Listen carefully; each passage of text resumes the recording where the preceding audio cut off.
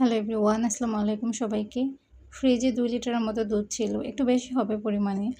তো চুলায় বসিয়েছিলাম চাল করার জন্য, এসে দেখি দুধটা ছানা কেটে গেছে। যেহেতু ছানা কেটে গেছে আর অনেকটা পরিমাণে ছানা হয়েছিল, ২ লিটারের বেশি দুধ ছিল। তার জন্য ভাবলাম সবাইকে ছানার সন্দেশ বানিয়ে দিই।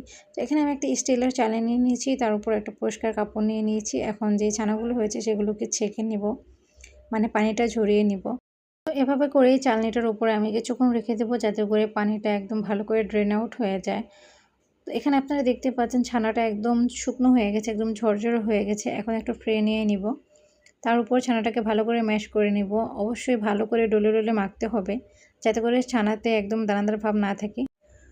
ছানা থেকে যে পানিটা বের হয়েছিল তার থেকে আমি 1/3 কাপ পরিমাণ মতো নিয়ে ভালো করে ছানার সাথে মিশিয়ে মাখিয়ে নিয়েছি।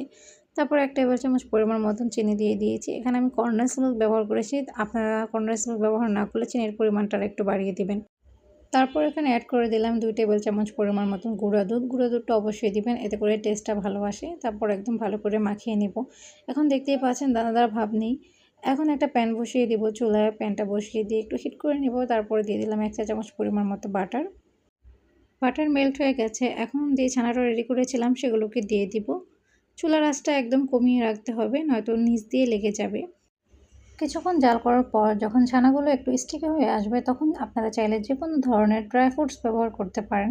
তো এখানে আমি কাজু বাদাম আর কাঠবাদাম ব্যবহার করেছি। ড্রাই ফ্রুটসগুলো দেওয়ার পর আরও কিছুক্ষণ জাল করে নিয়েছি। এখানে দেখতেই পাচ্ছেন কালারটা চেঞ্জ হয়ে আসছে। এখন নামিয়ে নিব। তারপর একটা ট্রে নিয়ে নিয়েছি, ট্রের উপর কিছুটা পরিমাণ বাটার আমি মাখিয়ে নিয়েছি যাতে করে নিচ দিয়ে লেগে না যায়। এটাকে গরম অবস্থাতে ফ্ল্যাট করে নিতে হবে, যেহেতু গরম ছিল তার জন্য একটা স্প্যাচুলার সাহায্যে আমি স্কোয়ার শেপ দিয়ে ফ্ল্যাট করে নিয়েছি। তারপর ভালো করে ঠান্ডা করে নিতে হবে। এখন আমি আপনাদেরকে কেটে দেখাচ্ছি। আপনাদের আমি বলবো অবশ্যই বাড়িতে এই রেসিপিটি একবার হলেও ট্রাই করবেন। আশা করি ভালো লাগবে। তো আজকের রেসিপিটি যদি ভালো লাগে অবশ্যই আমার চ্যানেলটিকে লাইক, কমেন্ট, শেয়ার করে আমার পাশে থাকবেন।